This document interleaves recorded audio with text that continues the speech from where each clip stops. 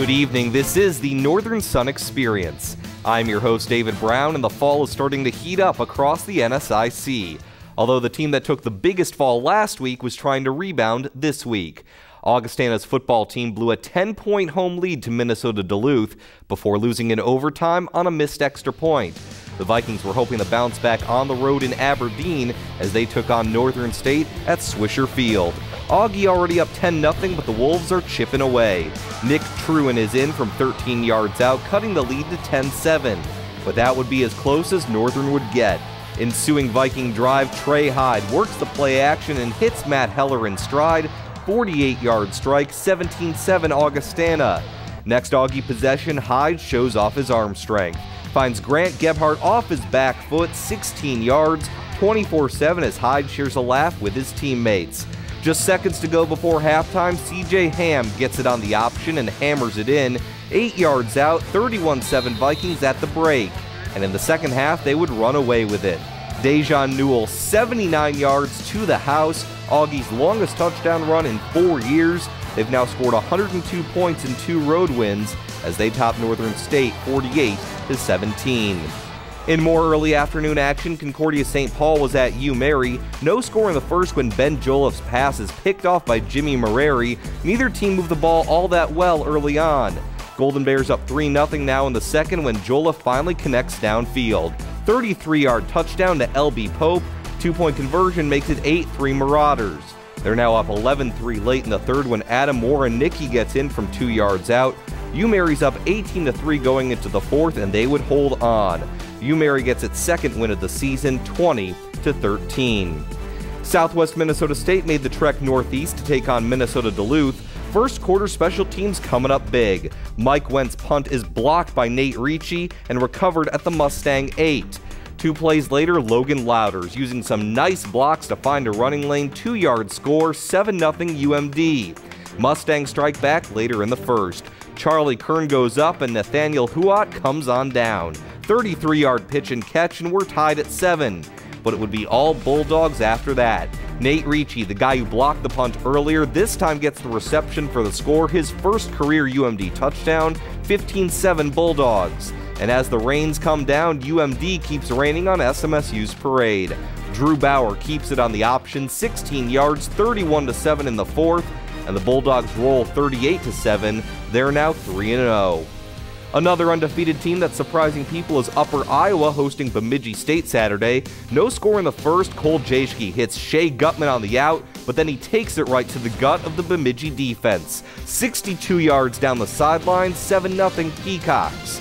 And the big plays would just keep on coming for Upper Iowa. They're now up 13-0 in the second, backed up on their own one when Chris Smith hits Pater. Gets touched by just one defender en route to a 99-yard touchdown run, obviously the longest in school history, 20-zip Upper Iowa. But the Beavers would fight back. Ryan Shields hits Blake Holder on the out, and just like Gutman's play earlier, he turns it up and finds the end zone. 38 yards, cutting the lead to 20-7. Later in the second, new quarterback for the Beavers and Jordan Hines says this ball is mine. 15 yards on the keeper, the lead is chomped to 20-14. And if it worked once, why not try it again? Hines jumps over the top just before halftime, and like perfect vision, it's 20-20 at the break. Third quarter, Beavers continue to push the issue. Shields back at quarterback now hits Eric One-Row for the score. Bemidji scores 30 unanswered points to take a 30-20 lead. But then the Peacocks go on a run of their own in the fourth quarter. Jaschke to Gutman again, this time over the middle, 57 yards on this score, 30-26 after the PAT was blocked. Later, Jaschke hits Derek Giesking from 23 yards out. 33-30, Upper Iowa retakes the lead, and they would not relinquish it. 27 fourth quarter points, including the final ones on this 34-yard run by Smith. 47-30 Peacocks. They're 3-0 for the first time since 1990. When we come back, the rest of Saturday's football action, including another conference shootout between Minnesota State Moorhead and Wayne State. The Northern Sun Experience on Midco Sports Network is presented by CU Mortgage Direct LLC, Sanford Health, and Dakota Land Honda. Welcome back to the Northern Sun Experience. St. Cloud State has been a tale of two teams in the first 2 weeks. The Huskies were shut out 31-0 by Minnesota State in the season opener, but then they rebounded with a 43-20 win over Wayne State in Week 2. So which Husky team would show up in Sioux Falls? Unfortunately for them, the Week 1 team. Josh Angelo's on the receiving end of this 27-yard touchdown. The Cougars are already up 15-0. Just over a minute before halftime, it's Nephi Garcia with the 1-yard plunge. Coup up 22-0 at the break, and they would continue to pile on in the second half. Garcia with his second score of the day, and for the second time in 3 weeks, the Huskies are shut out. They fall 36-0 to Sioux Falls. And like Sioux Falls, Winona State hoping to remain undefeated at Minnesota Crookston. Second quarter, Ben Buchholz avoids the pressure and finds Jacob Pinder in the end zone. 13-yard strike makes it 7-2 Golden Eagles. Some sloppy field conditions in Crookston, but the Warriors were still able to move it through the air. A nice catch here by Cameron Johnson, which led to a score before halftime. Winona up 18-7. Second half, more work by Jack Nelson and some more luck for the Winona receivers. Josh Mikas gets it off the deflection. That led to another Warrior score, and they take control in the second half, winning this one 33-7. Minnesota State also looking to go 3-0 as they hosted Minot State. First quarter, the Maverick D gets right to work. Crosby Jensen's pass is picked off by Justin Otto, and Minnesota State is in business. Just a few plays later, Nick Piracini with the end around to Kyle Riggett, who leaps into the end zone for the score. 10-0 Mavericks, and the route was on. Later in the first, Jensen trying to work the play-action game, but he's picked off once again, this time by Nathan Hancock, and he does the rest. 43-yard pick six, 17-0 after one. Second quarter, now 24-0. Piracini finds Dorian Buford in the end zone, 7-yard strike, 31-0 Mavericks at the break, and they would keep their foot on the gas pedal for the second half. Ricky Lloyd now in at quarterback. He'll roll back and find Bryce Duncan, 38-0 at that point, and Minnesota State notches its second shutout of the season, 58-0 over Minot State. Well, we had a wild game in Wayne as MSU Moorhead came to town. Dragons up 12-9 in the second and running for more. Zane Medhog gets in from 9 yards out. Moorhead up 18-9. Dragons now up 30-16 in the fourth, but the Wildcats are coming back. Zach Osborne, Nicole McDaniel, 27 yards, cuts it to 30-23.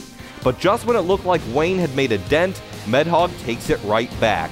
On the kickoff, the junior finds some room on the left side, follows his blocks, and takes it all the way. 98-yard kickoff return. The two-point conversion makes it 38-23 MSU Moorhead.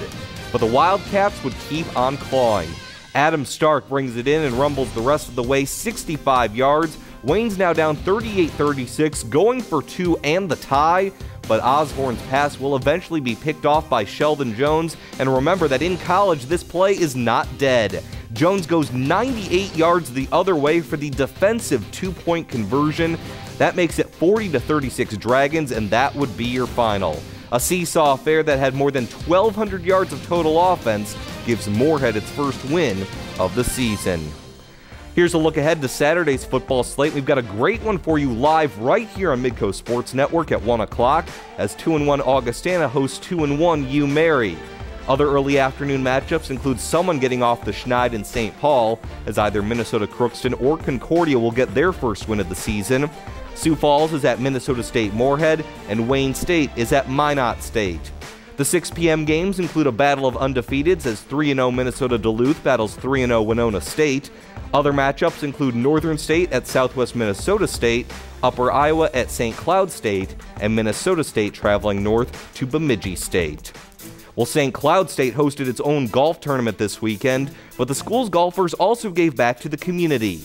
How the Huskies lended a helping hand next. The Northern Sun Experience on Midco Sports Network is presented by CU Mortgage Direct LLC, Sanford Health, and Dakota Land Honda. Welcome back. Let's turn our attention to golf now as both men's and women's teams from across the conference had some pretty big tournaments this weekend. We'll start with the women, where Augustana is currently ranked 24th in the Golf World WGCA D2 National Golf Poll. They were looking for a team victory this weekend in Marshall at the Mustang Invite hosted by SMSU. This is Winona State's Katja Hoffman with the long putt, and she nails it.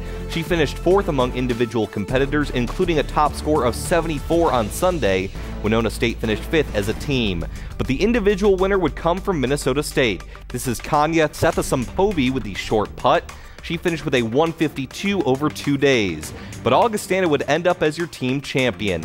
Jennifer Peterson with the nice drive here. The Vikings finished with a 627, 12 strokes better than second place Minnesota State. Switching gears to the men now, who were in St. Cloud for the Fall Classic at the local country club.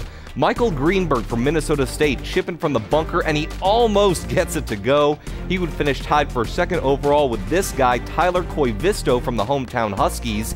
He'll 2-putt for par here. St. Cloud State finishes second among the team results to Minnesota State, who also boast Ross Miller as the individual champion. Well, speaking of golf in St. Cloud, earlier this month, some Husky golfers volunteered to serve as caddies at that country club. And while they were helping out some amateurs out on the course, the golfers also learned a little bit about themselves.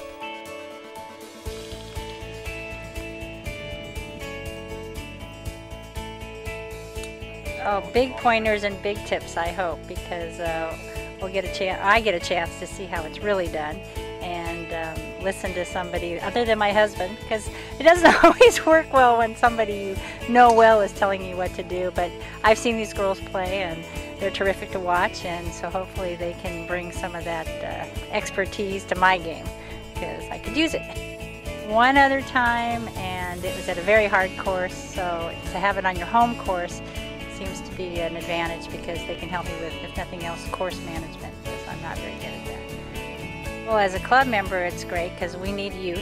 We need the students that want to become adults and work here, work in the area, hopefully. And if they have a great club that they're into, they'll hopefully stay in the area and play here and continue to be members of the club.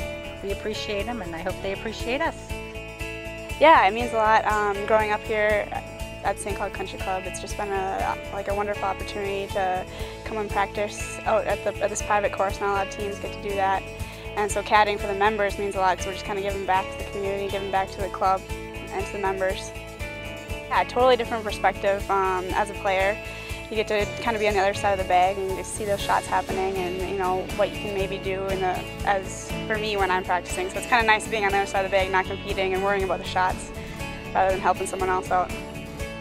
I think it's a great opportunity. I mean, it's a beautiful course, and it's a privilege to be able to play out here. So to be able to give back to the members, letting us take their time out here, get to know them and have them on our side, I guess would be a good way to put it. I actually was a caddy out in Colorado Springs at the Broadmoor for a couple of years. Got to caddy for the Women's U.S. Open qualifier out there a couple of years ago, and it's a great experience. I mean, you get to see the course, see the game from a different perspective. It teaches you how to think about the game as opposed to just going out and playing. You're thinking through things. You have to adapt to your player, and you have to understand yardages, pin placements, wind direction. A great job by those Husky golfers. Now switching gears to volleyball, and the surprise of the young season has to be Wayne State. The Wildcats were ranked 5th in the preseason poll, but they're already challenging the top teams in the conference. Last Tuesday they met Augustana in Sioux Falls. First set, Wayne State gets right to work. Elizabeth Gebhardt gets the kill off the right side, and the Wildcats take an early lead. Later in the set, it's Alyssa Fraundorfer with the kill of her own. She had 13 on the night. And then it's Gebhardt once again with one of her 14 kills. Wildcats win the first set 25-21 and survive to knock off the Vikings 3-2. Let's move ahead to Friday. SMSU hoping to upset Duluth. They're down 2 sets but up 6-5 in the third. Whitney Burmeister tries to kill, but watch Duluth's Katie Ledwell going over the scores table to save it. And the Mustangs eventually will miss the kill opportunity on their side. We're tied at 6 and a great play by Ledwell. Later in the set, Bulldogs up 3. Monica Turner drops it in between Mustang defenders. 19-15 at that point. UMD gets a more traditional kill later as Mandy Soroin slams it down. Bulldogs sweep the Mustangs 3-0. Winona State hosting Minot State in some conference action, and this one was a back-and-forth affair. First set, game point for the Beavers. Mallory Sale hammers it home. Minot takes it 25-19. Second set, check out the save by Kaylin Beaver, which oddly enough sinks the Beavers from Minot State as Danielle Rampart gets the kill. Second frame goes to the Warriors. Fifth set, Winona State comes back from a 14-8 deficit as Rampart's kill gets blocked out of bounds. They win the fifth set 16-14 and the match 3-2. Let's move to soccer now, where Augustana continues to impress, although quietly. They've shut out their last 3 opponents heading into Sunday's battle at home against Winona State. 43rd minute, Samantha Timkowitz gets control and fires over the head of Rachel Olson for the 1-0 lead. Second half, Winona would try for the equalizer. Ashley Limmer with the nice save and then the recovery to fall on the ball before disaster strikes. Limmer had 9 saves as Augie wins 1-0 for its 4th shutout in a row. When we come back, our Under the Northern Sun feature showcases Concordia St. Paul, a school that's been a pioneer in both athletics and academics. The Northern Sun Experience on Midco Sports Network is presented by CU Mortgage Direct LLC, Sanford Health, and Dakota Land Honda.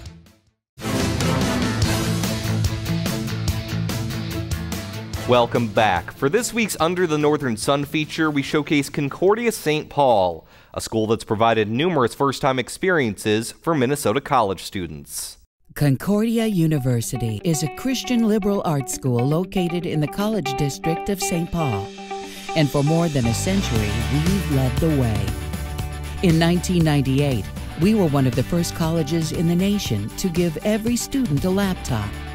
And in 2004, we opened the country's first Center for Hmong Studies. We were the first in the Twin Cities to offer Division II athletics, and the first in Minnesota to offer adult degree completion programs. Over the past 20 years, we've invested $30 million into building our technology infrastructure and state-of-the-art facilities. All along the way, we've made it a priority to support the success of our students, academically, spiritually, professionally, and personally. That's why at the beginning of our 120th year, we're taking another bold step. We're reducing our annual tuition by $10,000, making Concordia University St. Paul one of the most affordable private colleges in Minnesota. We believe a private education should be available to everyone without the burden of oppressive debt. This tuition reset makes a Concordia education accessible for less than $20,000 a year, and that's before any financial assistance. Through responsible stewardship and innovative planning, we've positioned ourselves to continue providing the same high-quality education our university is known for at a more affordable price. As always, Concordia University St. Paul will continue to lead the way by providing students with personal attention in a vibrant metropolitan community with access to opportunity. And now, that same experience is an even better value. I'm Concordia University President Tom Reese. We invite you to join us as together we take a bold step into the future. Concordia University St. Paul. Responsive, relevant, real. When we come back, the top plays from the 3rd week of the fall season. My top 5 is next on the Northern Sun Experience. The Northern Sun Experience on Midco Sports Network is presented by CU Mortgage Direct LLC, Sanford Health, and Dakota Land Honda. Welcome back to the Northern Sun Experience. Let's honor the best of the best with DBs Pics, my top 5 plays from the past week in the NSIC.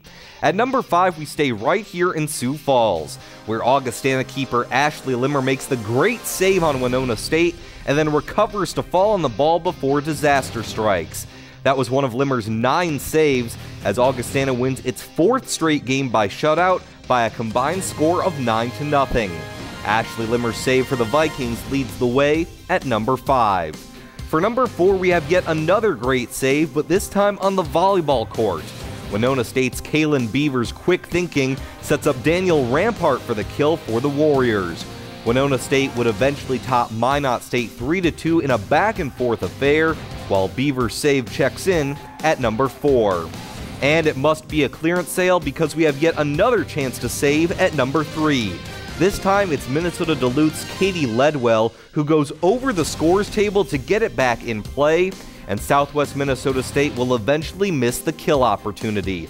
A heads-up play by Ledwell, who goes all out to help her Bulldogs. They get a 3-0 sweep of the rival Mustangs from SMSU. At number 2, we head to Aberdeen, where the Wolves from Northern State could not contain Augustana running back Dejan Newell. He goes 79 yards for the touchdown, while quarterback Trey Hyde had a career-high 311 passing yards and 4 touchdowns. It was this run by Dejan Newell that broke the doors open on the second half of Augie's rout of Northern State. The Vikings win this one 48-17. Newell notches Augustana's longest touchdown run in 4 years, and he gets the second billing on my top 5 plays of the week. But our top play was 20 yards longer than Newell's run. Upper Iowa's Chris Smith, backed up on his own 1-yard line, takes the handoff, finds a hole, and no one's gonna catch him. 99 yards to the house for the Peacock running back. That put Upper Iowa up 20-0. Bemidji State would score 30 unanswered, but then Upper Iowa would come back with 27 unanswered of their own. The Peacocks win 47-30. They're 3-0 for the first time since 1990, and Smith's 99-yard run checks in at number 1. And once again, a thank you to all NSIC member schools for contributing their time and video to make this show happen. For all of our schools and for Midco Sports Network, I am David Brown. We'll see you next week on The Experience.